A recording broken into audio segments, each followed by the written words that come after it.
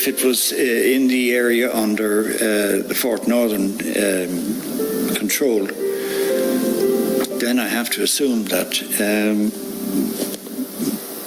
it was done with the sanction of the commander of the Fort Northern, who was my father. Yeah.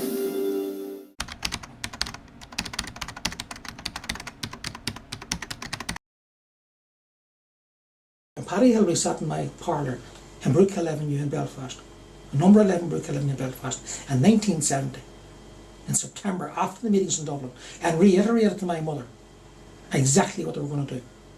And that was all done on the word of Frank Aiken. And that was all done on the word of Frank Aiken.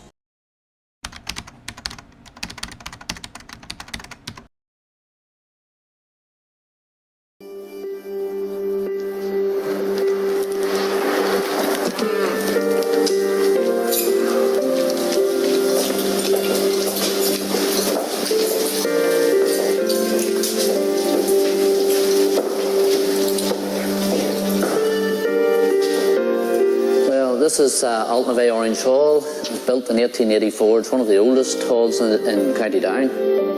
It's a small Protestant community, just down to a few families now.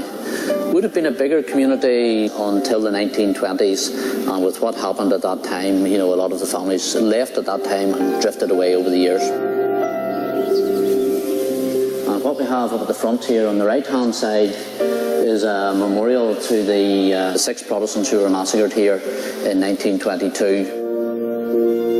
And so I find it's very strong in people's memory.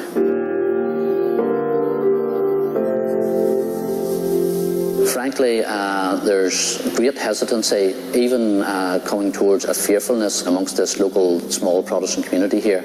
There's still reticence about talking about these things publicly.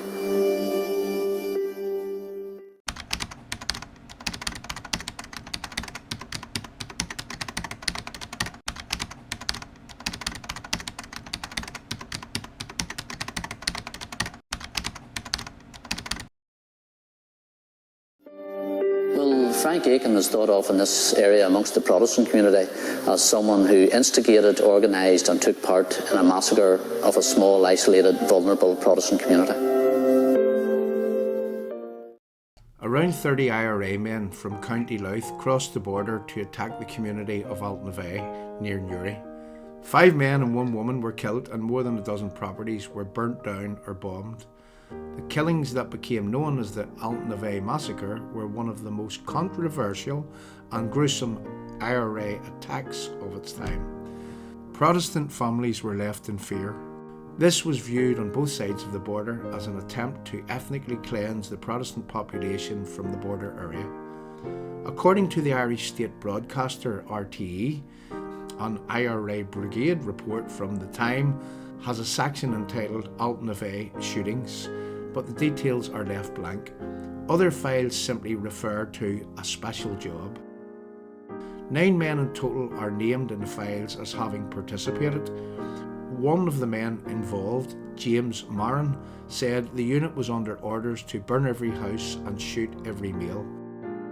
Another man whose name has been linked to the killings is Frank Aiken, who was the commander of the IRA's 4th Northern Division, which operated in Armagh, South Down and across the border in County Louth.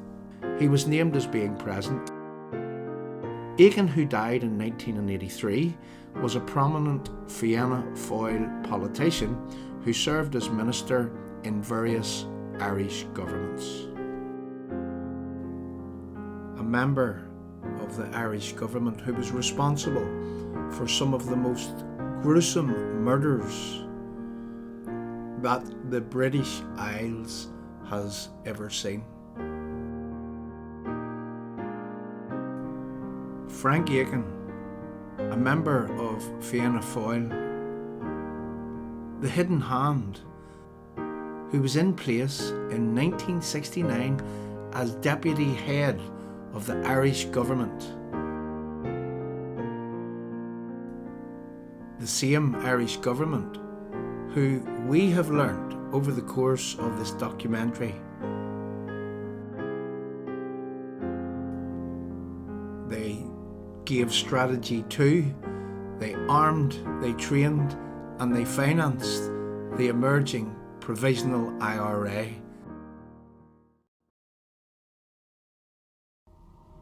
We have in our possession documents from the Department of the Taoiseach, dated January 1965, which set out a blueprint to encourage Irish nationalists in Northern Ireland to engage in effective political action.